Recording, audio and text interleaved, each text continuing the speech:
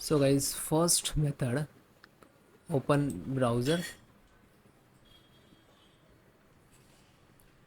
go to three dot, this is Chrome browser, and then history, again click to history,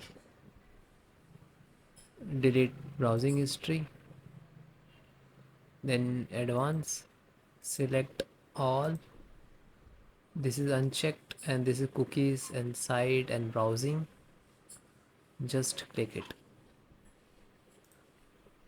clear data. Okay, if you select this one, so your save password is removed, so you have to again enter the password. Okay, then click to delete data, then close it, then again open,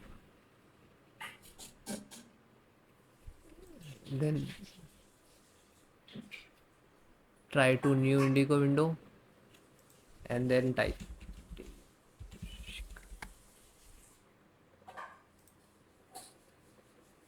Now you can see this normalize.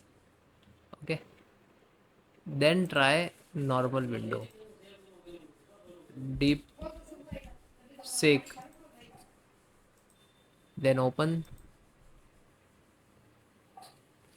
Now this is ready to use. Okay, thank you.